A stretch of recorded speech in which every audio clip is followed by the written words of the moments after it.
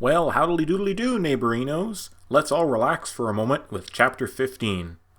Never more are the breather levels so rewarding as in 776.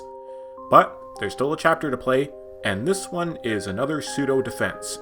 You start at the opposite end of a basin housing a small village that is being raided by bandits.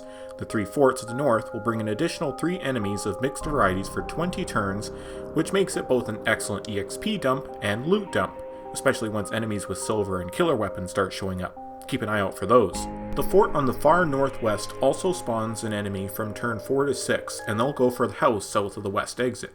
Your principal goal is to either have Leaf arrive at one of the 2 arrows, but you should really be swooping in to help the village, because there's some sweet loot, and it's just the nice thing to do. But if you want to skip it, for once having Leaf arrive at the exit early doesn't see your remaining forces captured. To save the village, you need both speed and flight, so grab Dean, Karen, and possibly Ada.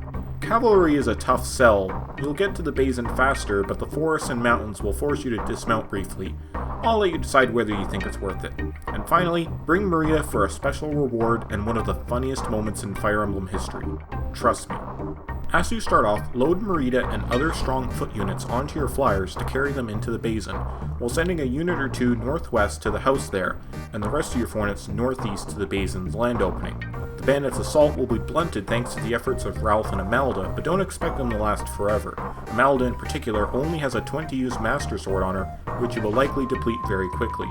The houses that the bandits so wish to plunder give you an Armor Slayer, a Killer Lance, and a Skill Ring, so keep them safe, in addition to the western house that contains another Crusader Scroll, the Elir Scroll, which gives this holder the relatively mild offering of plus 10% growth to skill, speed, and luck. But don't visit the church yet. It gives you a restore staff, but it also serves as an alternate win condition for this chapter, so long as Leaf is the one to visit it. You'll still get the staff as well, so continue to guard and leave empty the building until you're done fighting off the enemies. Once you get Leaf to the basin, have him talk with Ralph to recruit the merc to your side. Ralph is a pretty no-nonsense okay unit. He doesn't have super stats or a crazy skill or a high PCC, in fact it's just 1, but Ralph does have dependable stats and high weapon ranks, and those can always be useful. If I sound like I don't have a lot to say, it's because there isn't a lot to say about Ralph. He's an okay foot unit, but as far as pre-promoted infantry goes, don't go in expecting another Dagda. Once Ralph is with you, Amalda will start to flee the map. Good, considering she's probably close to or has already broken her sole weapon. Keep your distance from the forts as you grind, 2 or so spaces on all sides, and try to keep Marita around the left flank, as on turn 11, Shannon from Chapter 14 will appear in the center and immediately try to exit the map by running to the west.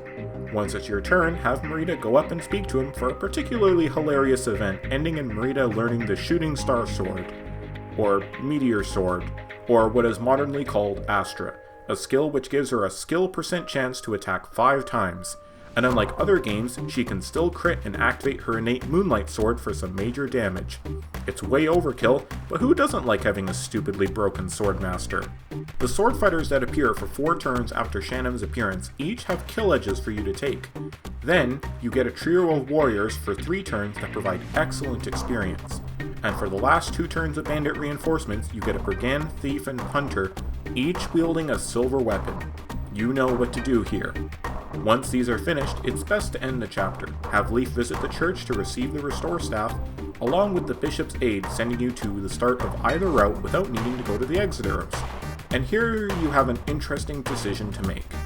Fort Norden, or Route A, is a brutal but much more standard engagement. In 16A, you'll face a lot of enemies in mostly open terrain, along with having the opportunity to actually battle that sleazeball Kempf, while 17A has you deal with a troublesome enemy commander that has 10 leadership stars. In this route, you will possibly recruit the Samson to Olwen's Aaron, along with an A-rank staff user with 3 move stars who himself can later recruit Amalda, the paladin you saw this chapter.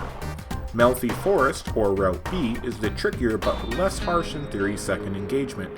In 16B, you will have to deal with a massive forest, a la Chapter 12, that contains random warp tiles along with an enemy berserk staff, but with far fewer enemies, though they do have much more exotic equipment. 17B is much more standard though. You'll also face many well-defended ballista that are very hard to attack safely.